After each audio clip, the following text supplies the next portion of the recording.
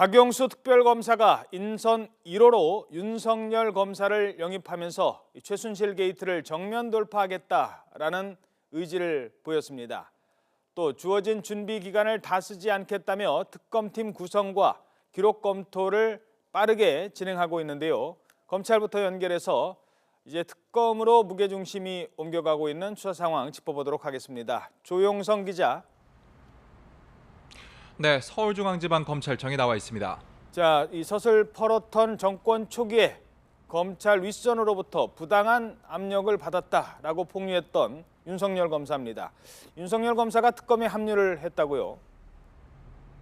네, 박영수 특별검사가 어제 법무부와 검찰에 윤석열 대전고등검찰청 검사를 특검 수사팀장으로 파견해 달라고 요청했습니다. 수사팀장이라는 비공식 직함으로 임명하면서 100명 가까운 검찰 인력을 관리하며 실질적인 수사를 이끌어갈 것으로 보입니다.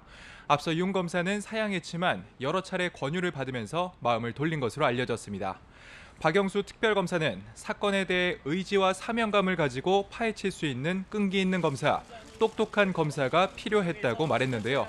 현 정권에서 좌천된 윤 검사가 복수수사하지 않겠느냐는 질문에는 그럴 사람이면 뽑지 않았을 것이라며 윤 검사에 대한 큰 신뢰를 내비쳤습니다. 특검법에 따라 관계기관은 파견 요청을 무조건 받아들여야 하는 만큼 윤 검사는 조만간 특검팀에 예외 없이 합류할 예정입니다. 자, 윤석열 검사가 특검팀에 합류했다는 건 어떤 의미가 있는 겁니까?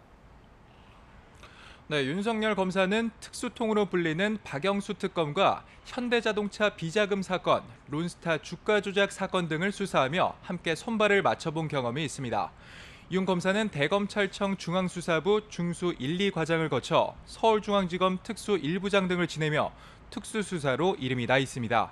지난 2013년 국정원 직원 대선 개입 의혹에 대한 특별수사팀장을 맡았을 때 검찰 수뇌부의 외압이 심하다며 폭탄 발언을 하기도 했습니다.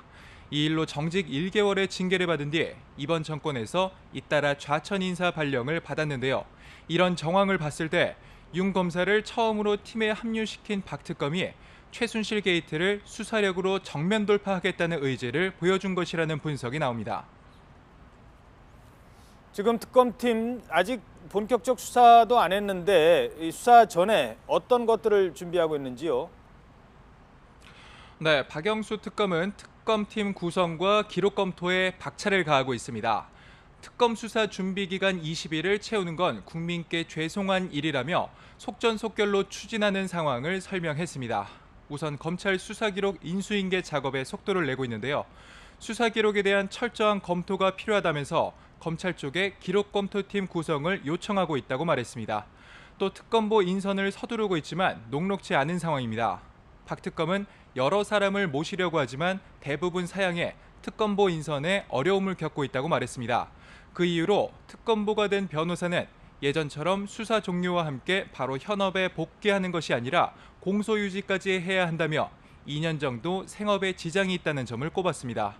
박 특검은 수사기록 인수인계와 검토를 마친 뒤 검찰 특별수사본부장인 이영렬 서울중앙지검장을 만나 세부 사안을 협의한다는 방침입니다.